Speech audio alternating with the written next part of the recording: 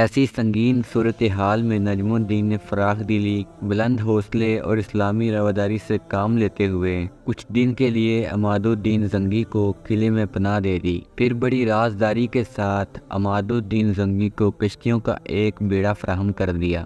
آخری کشتی پر سوار ہونے سے پہلے عماد الدین زنگی نے بڑے والہانہ انداز میں نجم الدین ایوب کو گلے لگاتے ہوئے کہا، میرے بھائی، نہ میں اپنے اس برے وقت کو بھولوں گا اور نہ تمہارے احسان کو۔ پھر نجم الدین ایوب اس وقت تک کھڑا رہا جب تک عماد الدین زنگی اور اس کا لشکر دریائے دجلہ کے دوسرے کنارے پر اتر کر دشمن کے تعاقب اور حملے سے محفوظ نہ ہو گیا۔ پھر 6 سال بعد وقت بدلا تو عماد الدین زنگی کو پناہ دینے والا خود کھلے آسمان کے نیچے بے امان کھڑا تھا اور بار بار ایک ہی جملہ دہرا رہا تھا کہ کاش ایسا ہو جائے۔ نجم الدین ایوب کے ان پر اسرار الفاظ کا صرف ایک ہی مفہوم تھا کہ عماد الدین زنگی کو اپنا وعدہ یاد آ جائے جس نے اس عرصے میں دشمن کو شکست دے کر دوبارہ اپنے علاقے پر قبضہ کر لیا تھا۔ پھر جب نجم الدین ایوب نے اپنے چھوٹے بھائی کو عماد الدین زنگی کی رخصت کا آخری منظر پوری تفصیل کے ساتھ سنایا تو اسد الدین شیر کو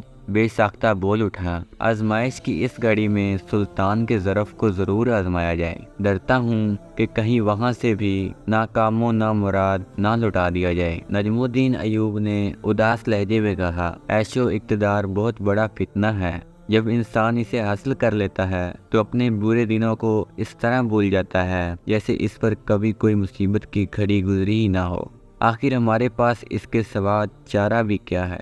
اسد الدین شیرکو نے ایک ایک لفظ پر زور دے کر کہا، ہمیں ایک بار سلطان عماد الدین زنگی کے محل پر دستک ضرور دینی چاہیے۔ اگر دروازہ کھل گیا تو ہم سمجھیں گے کہ وہ ایک احسان شناس انسان ہے، ورنہ اللہ کی زمین تنگ نہیں ہے اور وہ بڑا پناہ دینے والا ہے۔ اسد الدین شیرکو بڑا اول العزم اور شجاع نوجوان تھا۔ چھوٹے بھائی کے اس بلند حوصلے نے نجم الدین ایوب کو بہت سہارا دیا۔ پھر وہ بیوی، چھوٹے بھائی اور 3 بیٹوں توران شاہ، شمس الدولہ اور یوسف کے ساتھ تقرید کے قلعے سے باہر نکلا۔ اس وقت یوسف صرف 7 دن کا تھا۔ اس اعتبار سے ان کا شمار دنیا کے کم عمر ترین مہاجروں میں ہوتا ہے۔ پھر دشواریاں اور طویل فاصلے طے کر کے چند افراد پر مشتمل یہ قافلہ موصل پہنچا۔ نجم الدین ایوب کو ہرگز امید نہیں تھی کہ عماد الدین زنگی کے دربار میں اس کی شاندار پذیرائی کی جائے گی۔ زنگی حکمراں نے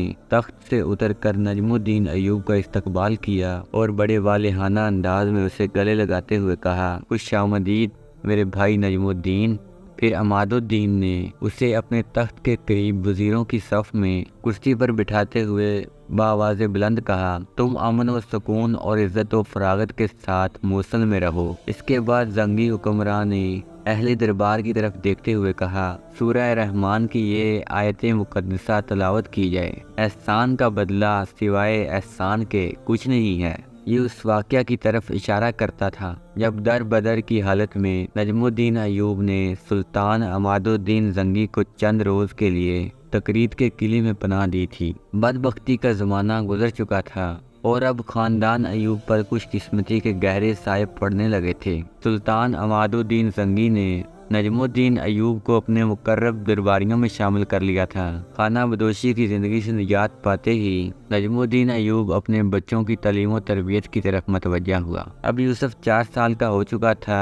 اس زمانے کے رواج کے مطابق یوسف کو قرآن کریم کی تعلیم حاصل کرنے کے لیے مکتب میں داخل کرا دیا گیا۔ وہ اپنے دونوں بھائیوں توران شاہ اور شمس الدولہ سے بہت مختلف نظر آتا تھا۔ بچہ ہونے کے باوجود نہ وہ کسی سے جھگڑا کرتا تھا اور نہ اس کے کسی عمل سے شرارت جھلکتی تھی۔ یوسف غیر معمولی حد تک سنجیدہ تھا اور اس کی آنکھیں ہر وقت کھوئی کھوئی ہی رہتی تھیں، جیسے وہ کسی گہری سوچ میں گم ہو۔ اساتذہ اس کی بہت تعریفیں کرتے تھے۔ یوسف کا حافظہ بہت قوی تھا، سرسری باتوں کو بھی اپنے ذہن میں محفوظ رکھتا تھا۔ ان کی والدہ ان سے بہت محبت کرتی تھی، مگر جب موصل آ کر اس کے ہاں چوتھا لڑکا ملک العادل پیدا ہوا تو فطری طور پر ماں کی محبت تقسیم ہو گئی۔ وقت تیزی سے گزر رہا تھا۔ اب یوسف کی عمر 7 سال تھی۔